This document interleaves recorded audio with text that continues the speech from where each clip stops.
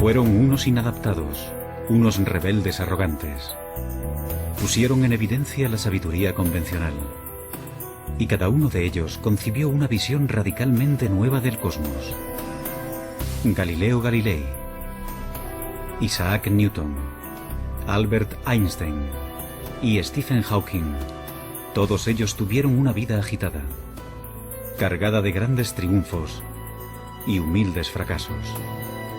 Son gente que se ha atrevido a lanzar desafíos. Suelen toparse con la oposición de algunos y no saben enfrentarse a eso. Había una especie de demonio que no les dejaba hacer otra cosa. Hay que tener un ego muy fuerte para decir, puedo resolver esto, descifrar una pequeña parte del universo. ¿Quiénes eran esos genios rebeldes? ¿Y qué secretos escondían sus mentes para permitirles concebir lo inconcebible y poner de manifiesto la belleza y singularidad del universo?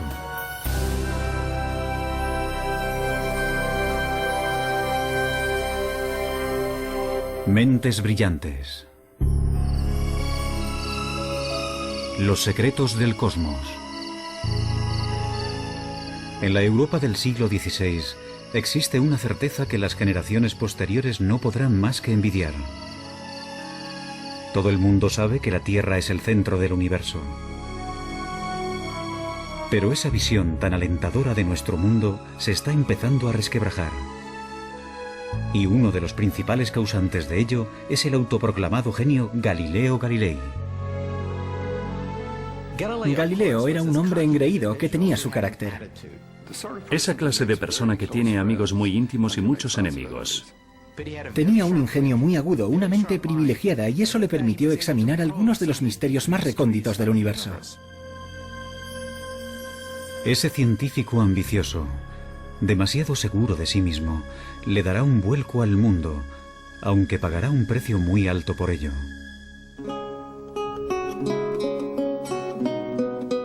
Galileo nace en 1564 en Pisa, Italia. Su padre, laudista, es bien conocido por rechazar las convenciones para crear una nueva forma de armonía musical. Galileo hereda esa rebeldía de su padre. A los 25 años se convierte en profesor de matemáticas de la Universidad de Pisa. Pero cada vez se muestra más insolente con sus colegas, que todavía instruyen en las teorías científicas del filósofo griego Aristóteles, casi 2000 años después de su muerte. No olvidemos el hecho de que antes de Galileo no había ciencia tal y como nosotros la conocemos. De acuerdo con la filosofía aristotélica, por ejemplo, los cuerpos en movimiento se detenían no por la fricción, sino porque se habían cansado, y caían al suelo no por la gravedad, sino porque anhelaban estar unidos a la Tierra. Galileo encuentra absurdos tales ejemplos. Esos grandes personajes que se proponen descubrir la verdad y no llegan a encontrarla nunca me ponen enfermo, escribe más tarde. No consiguen encontrarla porque siempre miran en el lugar equivocado.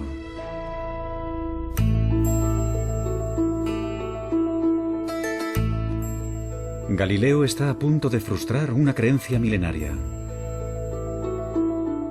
La intuición le dice que los cuerpos no se mueven por deseos, sino por leyes matemáticas que subyacen al movimiento. Y da un paso más allá que resulta impensable. Intenta descubrirlas por medio de experimentos, algo que poca gente había hecho antes. Comienza estudiando la caída de los cuerpos. A continuación, el físico Stephen Hawking. Galileo afirma que unas observaciones sencillas, como dejar caer unos pesos desde determinadas alturas, demuestran que las cosas no funcionan como habían dicho los antiguos griegos. Mucha gente debía de haberse dado cuenta de ello, pero habían llevado a cabo observaciones imperfectas. Por primera vez en la historia, Galileo empieza a establecer unas leyes básicas del movimiento, tales como el hecho de que la velocidad viene determinada por el tiempo y la aceleración. Una de las genialidades de Galileo consistió en reducir la aceleración de la gravedad. Se fabricó un plano inclinado para dejar caer por él una bola. De esa manera se podía observar claramente cómo un cuerpo coge velocidad a medida que desciende. Así que él introduce el concepto de aceleración. A nosotros nos parece muy obvio y lógico, pero supuso un avance matemático clave, entender el movimiento en esos términos. Por ser el primero en utilizar experimentos, más tarde Albert Einstein lo llamaría el padre de la física moderna. Galileo abrirá el camino que después seguirán Newton y Einstein. La búsqueda de las leyes matemáticas que se esconden tras cualquier movimiento. Pero sus avances son lentos. No se publicarán hasta el final de su vida.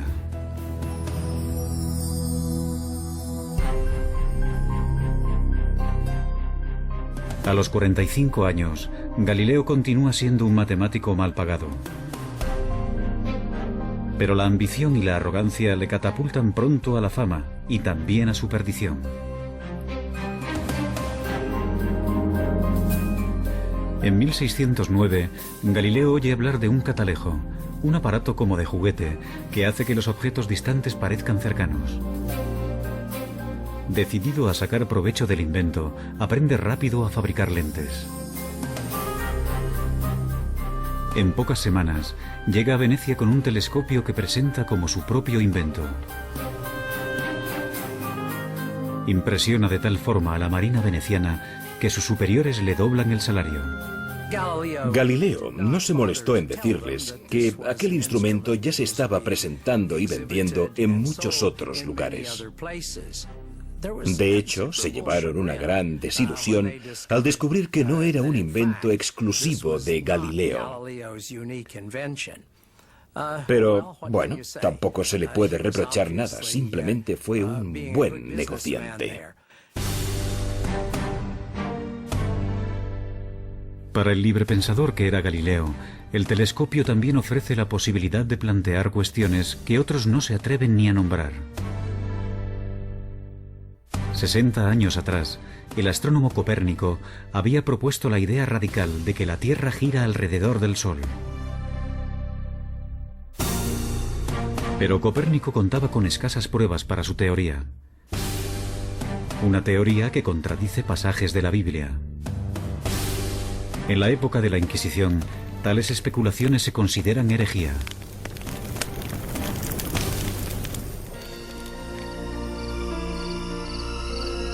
No obstante, Galileo no se detiene. Será el primer astrónomo que observará el cielo con un telescopio. Y ve el universo como nunca antes se había visto. Se siente fascinado por el hecho de que el telescopio pueda abrir mundos totalmente nuevos.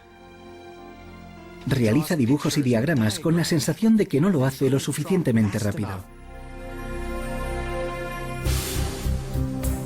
Noche tras noche, Galileo se afana en su trabajo y realiza un hallazgo asombroso. Descubre 4 lunas orbitando alrededor de Júpiter. La prueba de Galileo de que no todos los cuerpos celestes se encuentran en la órbita de la Tierra sirve de gran apoyo para la teoría de que la propia Tierra podría girar en torno al Sol. Pero contradecir la Biblia es jugar con fuego.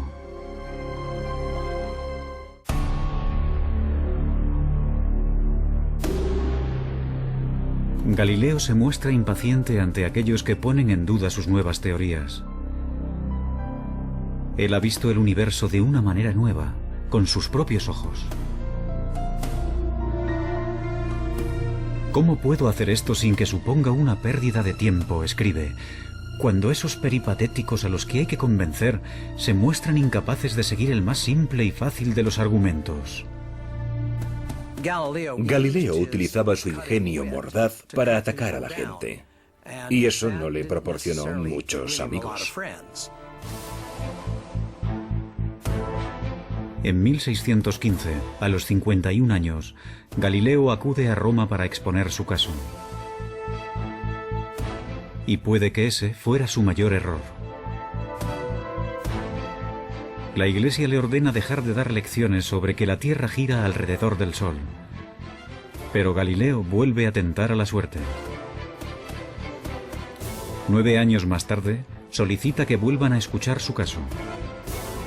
Esta vez, el nuevo papa es un íntimo amigo. Y Galileo consigue un permiso para escribir un libro.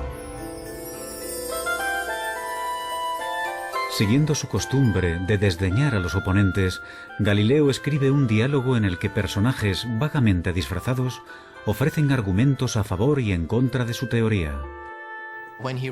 En sus libros está muy claro quién es el listo, quién es el que hace el papel de Galileo, mientras que los aristotélicos se presentan como los tontos. En 1633, la Inquisición ordena arrestar a Galileo. La Iglesia le acusa de herejía. Pero quizás la verdadera razón por la que enjuician a Galileo es que ha ido demasiado lejos en sus esfuerzos por persuadir. En su diálogo, ha puesto el argumento favorito del Papa en boca de un personaje ridículo.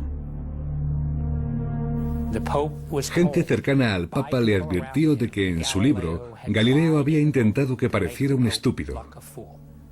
Y perseguir sistemáticamente a Galileo y mantenerle en arresto domiciliario para el resto de su vida fue una decisión personal del mismo Papa. En realidad no fue idea de la Iglesia, fue una decisión personal del Papa por una profunda ira hacia un amigo. Galileo espera un simple acuerdo. En lugar de eso, le amenazan con torturarlo. Rendido ante lo inevitable, se arrodilla y se retracta.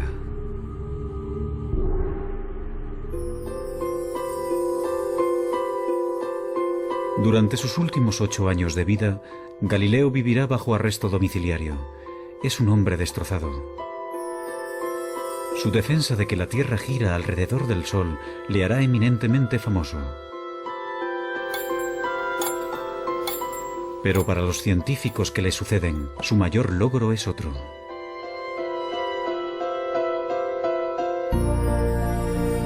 En sus últimos años de vida, escribe un libro con el que completa el trabajo iniciado de joven. En él, demuestra que es posible utilizar las matemáticas para analizar el movimiento.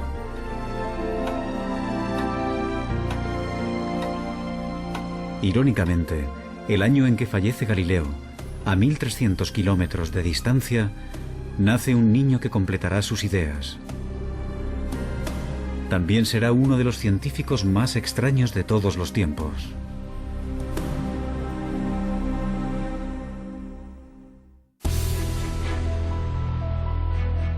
Seguramente no ha habido ningún otro científico que haya trabajado tan duro, sin reparar en comer, dormir o relacionarse con otros, como Isaac Newton.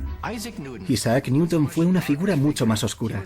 Era un solitario, una persona patológicamente incapaz de conversar. Se podría decir que tenía una obsesión. Yo diría que es el ejemplo más claro que se me ocurre de una persona consumida por su trabajo. Posiblemente también sea el mayor científico de todos los tiempos. A su nacimiento, la física es un campo prácticamente inexplorado. Antes de morir, descifra con exactitud las leyes que describen cualquier tipo de movimiento, desde la caída de una manzana hasta las órbitas de los planetas. Simplemente no tenemos constancia de que haya existido ningún otro hombre semejante a Newton.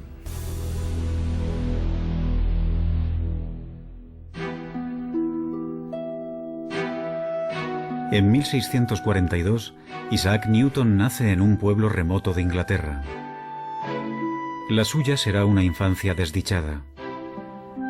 Su padre muere antes de su nacimiento, y con tan solo 3 años, su madre lo envía a vivir con una abuela severa y puritana.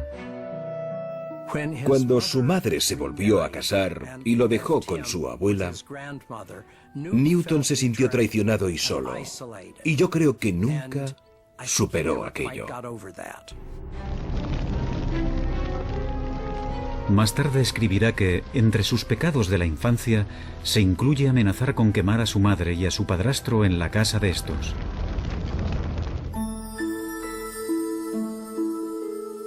A Newton no siempre le va bien en la escuela. Pero despierta la curiosidad en el pueblo porque construye aparatos mecánicos extraordinarios, como molinos de viento. Un maestro de la escuela convence a su madre para que lo envíe a la universidad. En el Trinity College de Cambridge, la mayoría de los estudiantes se dedican más a beber y a la juerga que a estudiar. Newton prefiere aislarse y permanecer solo. A su alrededor había un montón de gente que no tenía ni el más mínimo interés por los libros, gente que procedía de familias acomodadas. Debía de sentirse totalmente fuera de lugar, y sabiendo cómo actúan los estudiantes, supongo que lo consideraban el bicho raro. Newton es un puritano obsesionado con el pecado. Se autoimpone un estricto control emocional y sexual, y lleva una existencia solitaria, monacal. Newton era muy diferente a Galileo, porque era la persona más reservada de la que hayas podido oír hablar nunca. No se molestaba en intentar hacer amigos, y le resultaba difícil relacionarse, simplemente se apartaba de la gente. En toda su vida no tuvo aventuras amorosas ni apenas amigos. Algunos estudiosos especulan sobre una posible homosexualidad de Newton. Otros opinan que quizás, simplemente, decidió que no tenía tiempo para nada que no fuera trabajo. Se cree que murió virgen.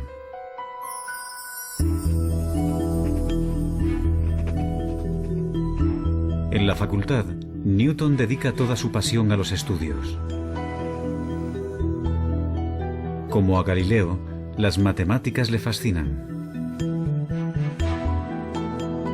Adquiere un nivel avanzado en esta ciencia por su cuenta. Y después comienza a crear unas matemáticas nuevas para analizar el movimiento. Es él quien inventa el cálculo. Newton se siente fascinado por la manera en que el Sol sale y se pone, formando un arco completo. Una de las observaciones más brillantes de Newton fue el hecho de que cuando los cuerpos se mueven, su trayectoria se puede ver poco a poco, gradualmente, con un desplazamiento minúsculo de manera progresiva. Y cuando haces confluir este movimiento, obtienes espirales preciosas, obtienes elipses, círculos. Y no olvidemos que, al escribir sus notas, Isaac Newton estaba creando el cálculo al mismo ritmo al que lo aprenden los estudiantes universitarios de primer año.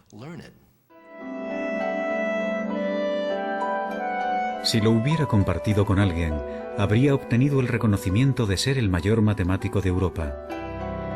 Pero Newton guarda sus descubrimientos para sí mismo. Prefiere trabajar en los detalles él solo.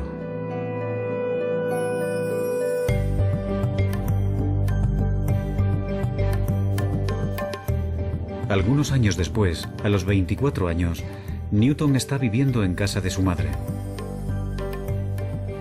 En ella, tendrá la inspiración que revolucionará totalmente la física. Desvelará el misterio del movimiento de los planetas. Isaac Newton veía el mundo de manera gráfica, geométrica. Y un día, mientras paseaba por la finca, vio caer una manzana. A continuación, alzó la vista y vio la luna. En ese momento se planteó la pregunta clave, la pregunta que resolvería el misterio de la esfera celeste. Si una manzana cae, ¿también cae la luna? Y entonces tuvo una de sus mayores inspiraciones. Se dio cuenta de que la gravedad, de la misma manera que atrae una manzana y hace que ésta caiga sobre la Tierra, podría ser la misma fuerza que atrajera la luna, esa luna que hay en el cielo, y que la hiciera caer dando vueltas sobre la Tierra. Mientras que Galileo empezó a estudiar cómo la gravedad actúa sobre la Tierra, Newton es el primero en darse cuenta de que esa gravedad también mueve los planetas y los astros. Eso supuso un cambio revolucionario. Básicamente, Newton demostró que las leyes que rigen los cielos son las mismas que las de aquí abajo, en la Tierra. Pero cuando intenta descifrar los detalles, unos problemas matemáticos muy complejos se interponen en su camino, y mantendrá en secreto su gran descubrimiento durante casi 20 años.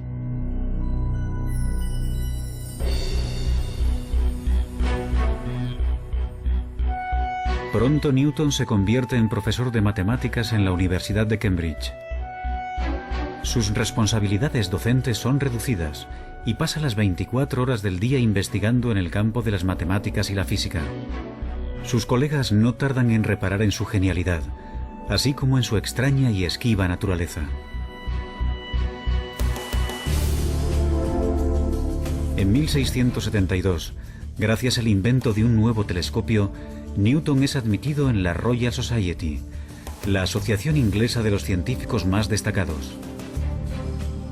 Halagado, permite que publiquen un artículo brillante sobre óptica. No obstante, cuando el gran físico Robert Hooke, equivocado, pone en duda su teoría, Newton entra en cólera y amenaza con abandonar la asociación. Su reacción ante las críticas es casi siempre explicar cuidadosamente por qué lo que acaba de decir la otra persona es una completa estupidez. Tenía una personalidad extremadamente frágil. Como ha dicho uno de sus biógrafos, o mandaba o se enfadaba. Y pasaba mucho tiempo enfadado. Algunos historiadores especulan sobre si el carácter vengativo de Newton, su extremada susceptibilidad a la crítica y su trabajo obsesivo pudieran ser síntomas de una enfermedad mental como un trastorno maníaco depresivo. Nunca lo sabremos. Si realmente padece una enfermedad mental, no lo detiene en su trabajo.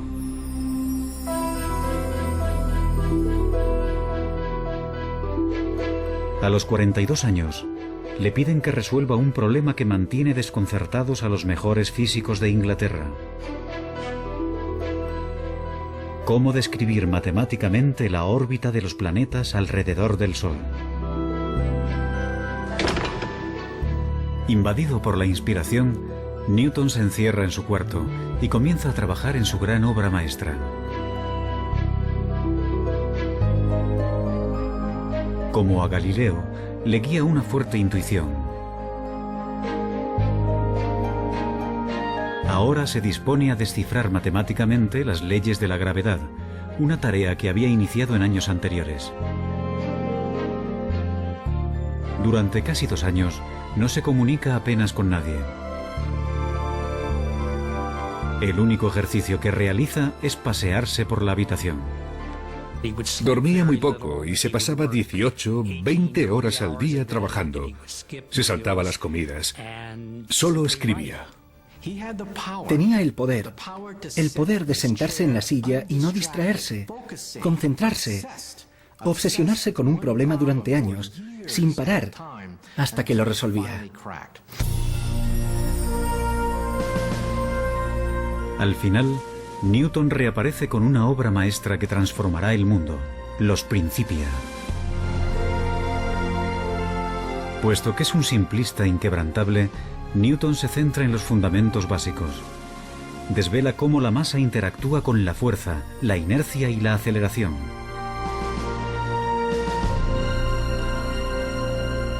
No obstante, su mayor logro es el de definir la gravedad.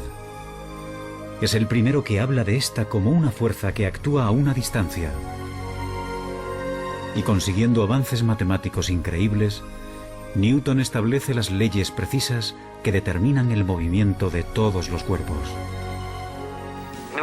Los Principia de Newton, publicados en 1687, supusieron una revolución científica. En la obra, Newton dio la primera descripción precisa de las leyes que rigen el movimiento de los cuerpos, desde unas balas de cañón a los planetas. Si se miran los Principia y el número de problemas matemáticos resueltos en esa obra, y pensando que la escribió en un periodo de 18 meses, queda claro que no se trata de un ser humano normal en ninguna de sus acepciones. Newton ha completado la búsqueda de Galileo para describir matemáticamente el movimiento. No obstante, 200 años después, otro rebelde arrogante descubrirá que a velocidades muy altas las leyes de Newton no se cumplen y que el universo es más extraño de lo que nunca nadie había imaginado.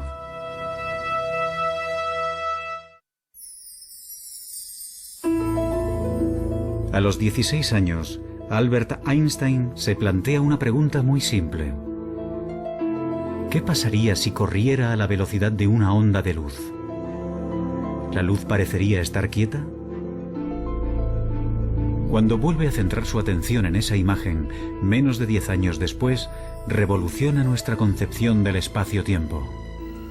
Le encantaba imaginar mundos que no existían. Y ese era su poder, ser capaz de ver físicamente en una imagen cosas que los demás no podían ver. El hombre que hace esos avances tan importantes es un catedrático distraído, un gran enamorado de la humanidad de ojos brillantes. Pero también es egoísta. Ha tenido 2 fracasos matrimoniales y confiesa de sí mismo ser un desastre en la esfera emocional.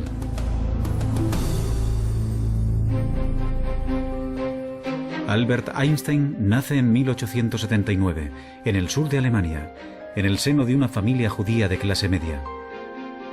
De niño, es callado e introvertido. Sus padres empezaron a pensar que quizás era retrasado, porque tardó mucho en empezar a hablar.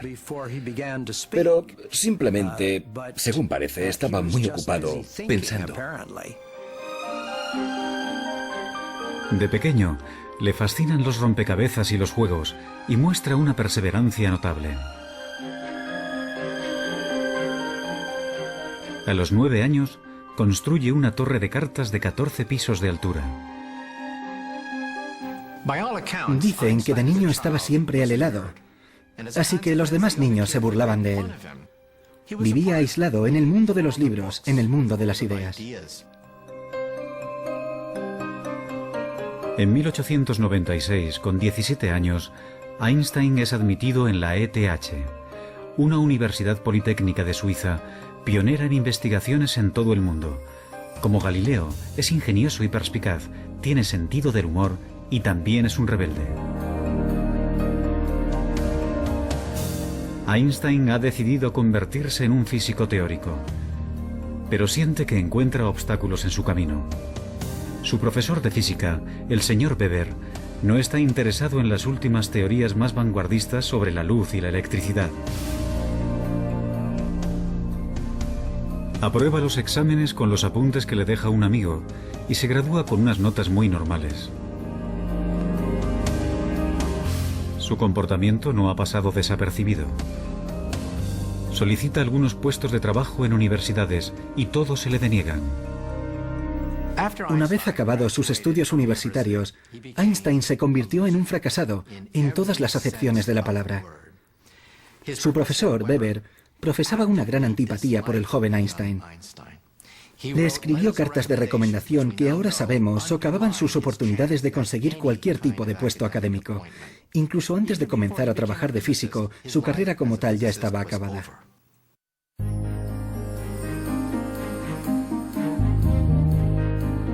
Dos años después de abandonar la universidad, Einstein encuentra por fin un trabajo como empleado en una oficina suiza de patentes.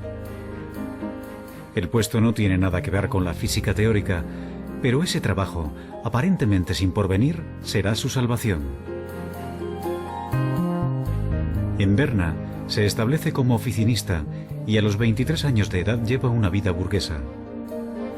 Contrae matrimonio con Mileva Marik, una compañera de la universidad. Afortunadamente, el trabajo no exige demasiado esfuerzo y le permite dedicar tiempo a analizar cuestiones vanguardistas sobre física, tales como la naturaleza de la luz. Otros ya habrían tirado la toalla y habrían abandonado la idea de una carrera como físicos. Parece como si se tratara de alguien que estaba poseído por un demonio intelectual que no le permitía hacer otra cosa. Ahora Einstein vuelve a pensar en aquella sencilla imagen que le vino a la mente por primera vez en el instituto. ¿Qué pasaría si corriera a la velocidad de una onda de luz? Tanto Isaac Newton como Einstein tenían esa asombrosa habilidad para crear imágenes sencillas que hasta un niño podría entender y extraer de ello imágenes que cambiarían nuestra visión del universo. Según Newton, la velocidad de un rayo de luz debería mostrarse más lenta que alguien corriendo a su lado. No obstante, la luz no parece obedecer a las leyes de Newton. Einstein dice que un rayo de luz se aparta de ti a la velocidad de la luz. Por mucho que corras, nunca lograrás alcanzarlo. Por mucho que aceleres, aunque pises a fondo, el rayo de luz seguirá apartándose de ti a la misma velocidad. ¿Cómo es posible que no se pueda alcanzar un rayo de luz? Ahora, como Galileo y Newton antes que él, Einstein cuestiona implacablemente supuestos que nadie más se atreve a discutir. Si la velocidad de la luz nunca cambia, entonces tiene que haber algo más. Ya lo tenía. El tiempo es relativo, depende de la velocidad a la que te mueves. Y esa idea supuso una auténtica revolución. Einstein ha descubierto que las leyes de Newton solo se cumplen si se aplican a ámbitos de la experiencia cotidiana. Cuando los cuerpos viajan a una velocidad cercana a la de la luz, el sentido común ya no funciona. Las distancias se alargan y el reloj avanza más lentamente. Newton, perdóname, escribe Einstein más tarde. Con tan solo 26 años, desmonta las leyes del movimiento de Newton con su teoría de la relatividad. Con preguntas como las que haría un niño e imágenes sencillas, Einstein cambió la visión del mundo.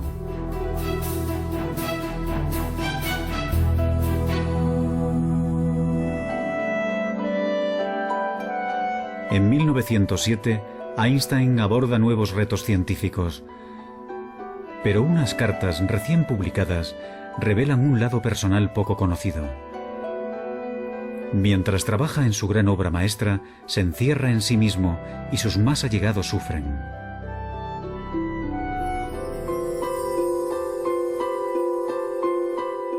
La mujer de Einstein, Mileva, también fue una estudiante de física que soñaba con sus propios logros científicos.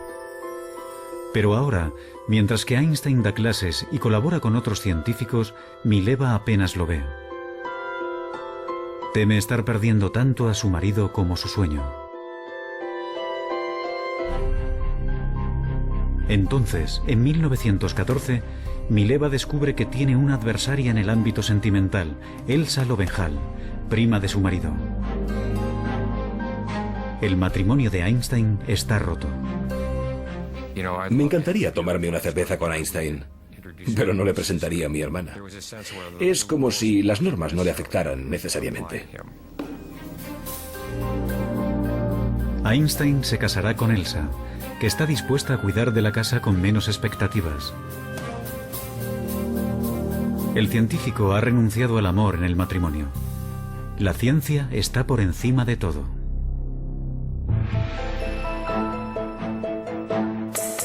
A los 35 años de edad, Einstein está persiguiendo un objetivo que muchos físicos creen imposible.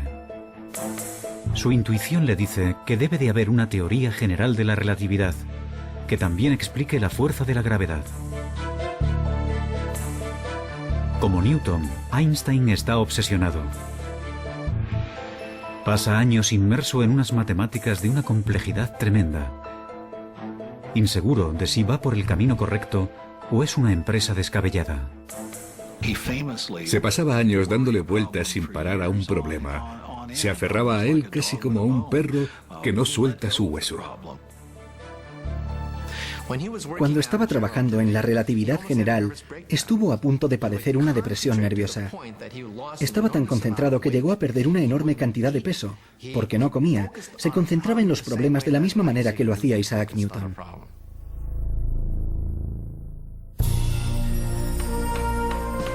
Al final, en el otoño de 1915, Einstein se da cuenta de que lo ha resuelto.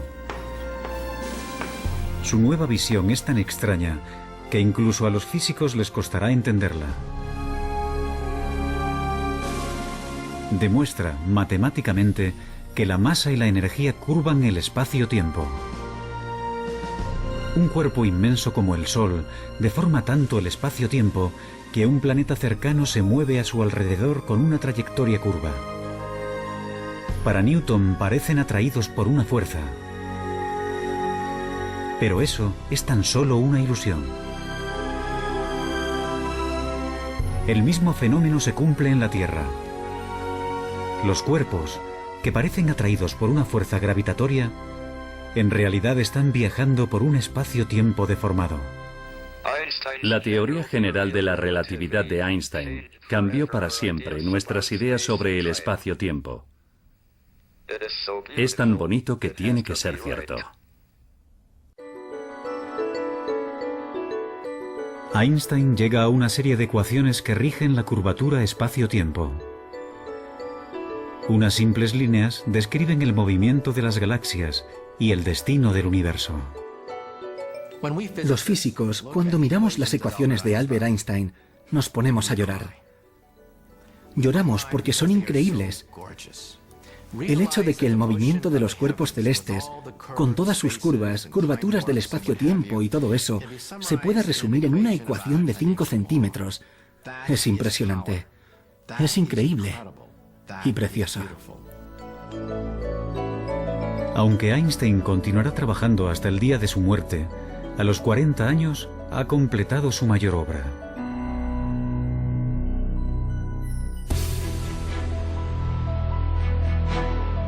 Galileo aplicó las matemáticas al movimiento. Newton perfeccionó esas leyes en el ámbito de la experiencia cotidiana.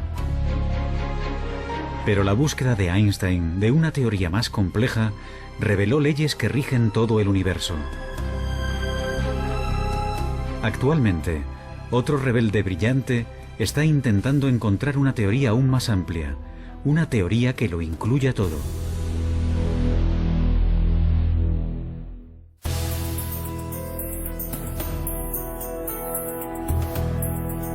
Ningún otro científico ha sacudido los pilares de la física como Galileo, Newton o Einstein.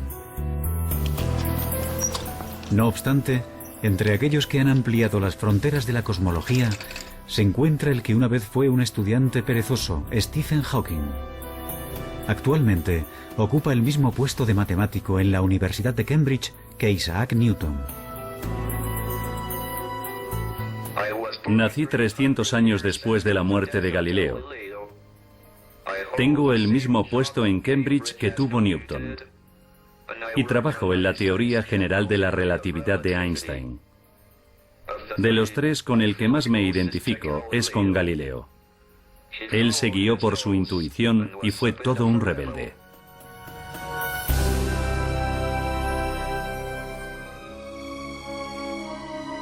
Stephen Hawking nace en 1942 en Oxford, Inglaterra.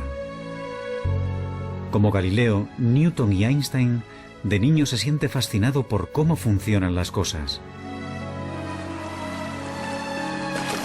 No obstante, en la Universidad de Oxford, Hawking prácticamente no estudia nada. Confía en su extraordinaria facilidad con las matemáticas para ir aprobando.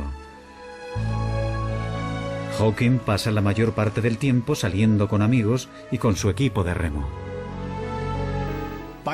Desde luego, Stephen Hawking no era el tipo de persona que parece tener un destino brillante. En la facultad no era el más aplicado.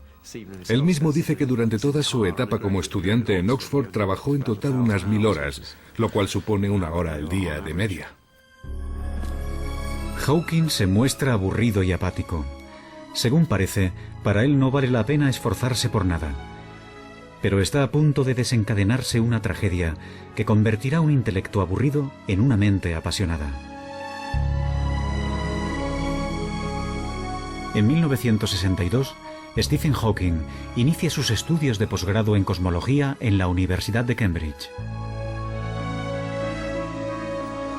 Pero algunos síntomas de su enfermedad empiezan a ser difíciles de ignorar.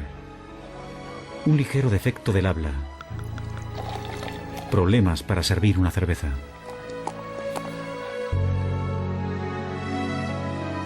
Los médicos le dicen que tiene ELA, esclerosis lateral amiotrófica, comúnmente denominada enfermedad de Lou Gehrig.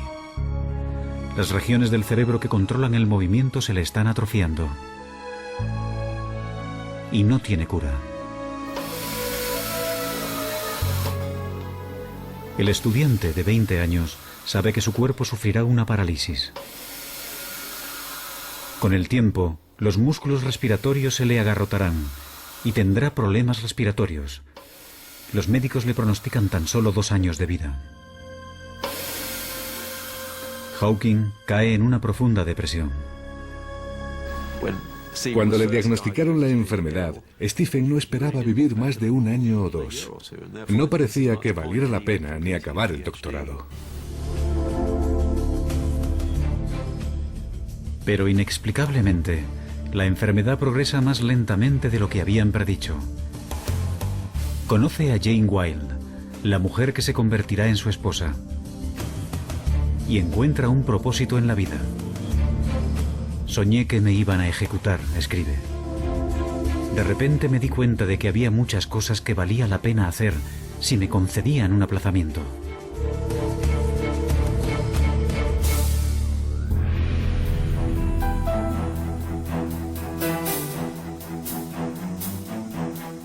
Hawking empieza a trabajar duro por primera vez en su vida. Y para su sorpresa, se da cuenta de que le gusta. A principios de los 70, Stephen Hawking es un reputado cosmólogo.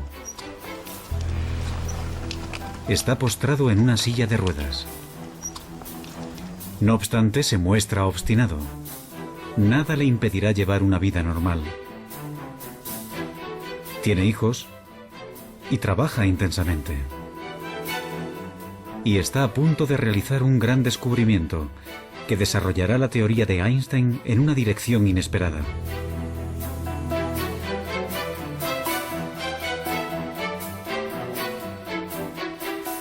La teoría de la relatividad general de Einstein predice el movimiento de cuerpos muy grandes, como las galaxias, pero no puede explicar el comportamiento de las partículas subatómicas más diminutas, que son las piedras angulares del universo. Su movimiento solo lo predice otra teoría, llamada mecánica cuántica. Y para la frustración de Einstein y de cualquier físico, esas dos teorías parecen totalmente incompatibles. Pero Hawking tiene la fuerza suficiente para abordar lo imposible. Cuando Stephen Hawking estaba realizando su trabajo pionero, había 2 bandos opuestos que se odiaban. Nunca hablaban entre ellos. Por una parte estaba el bando de los conservadores más acérrimos, los que mantienen la llama de Albert Einstein ardiendo con fuerza. En el otro bando estaban los teóricos cuánticos. Estos se ocupaban del mundo de las partículas subatómicas, centenares, miles de ellas. Utilizaban unas matemáticas diferentes, un lenguaje diferente, tenían una visión distinta de la física.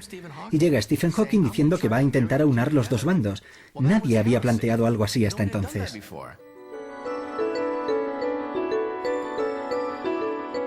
Hawking se pregunta, ¿qué pasaría si miráramos un agujero negro, un cuerpo inmenso, pero nos fijáramos en sus partículas más diminutas? Hawking, como Einstein, es extremadamente perspicaz.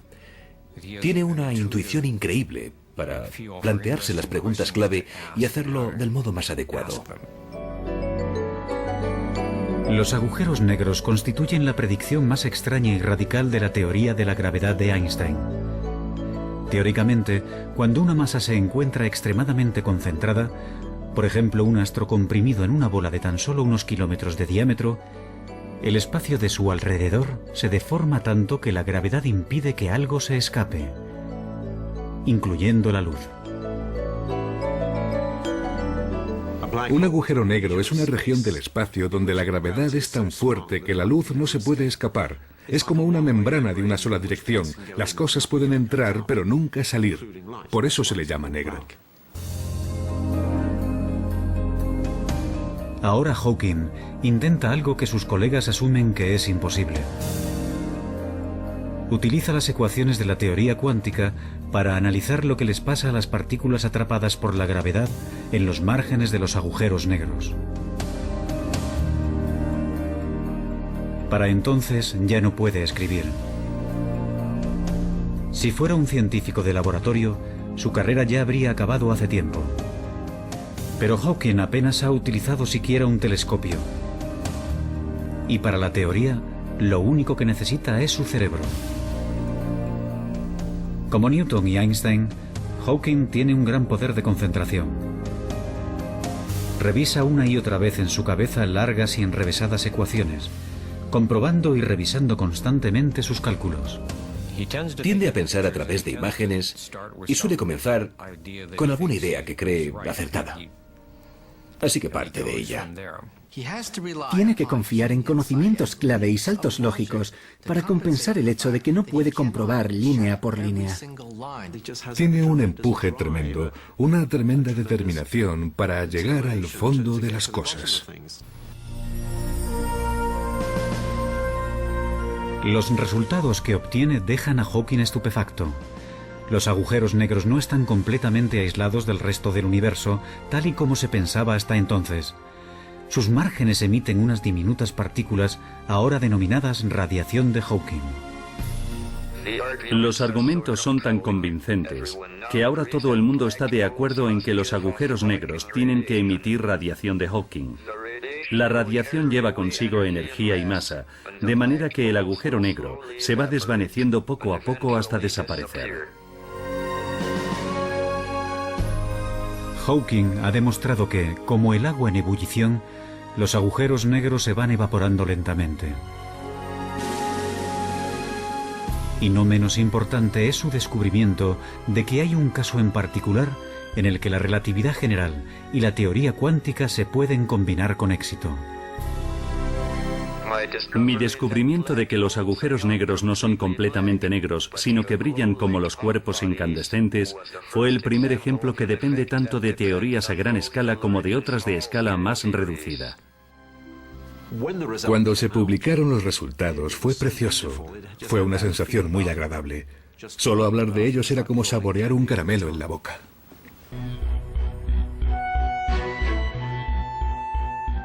Encontrar una teoría de todo, una teoría que llegue más al fondo de la cuestión, que unifique las ecuaciones de Einstein con la mecánica cuántica, es ahora el santo grial de la física.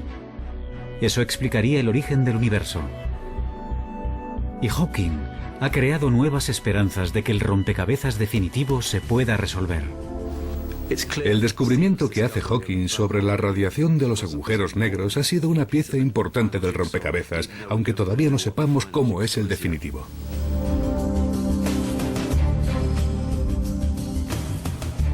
¿Quiénes han sido los físicos más grandes de la historia?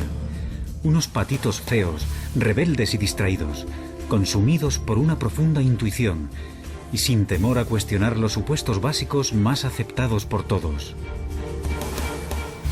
Hay que tener un ego muy fuerte para decir, no es tan difícil, puedo resolverlo. Porque lo tienes todo en contra. Nada te garantiza que encontrarás respuestas, que la ciencia funciona. Te estás arriesgando mucho. Su obstinada perseverancia desveló leyes recónditas de la naturaleza. Pero su búsqueda continúa inacabada. Y unas mentes tan brillantes solo aparecen cada cierto tiempo. Pero quién sabe, es posible que el próximo rebelde brillante esté ya entre nosotros.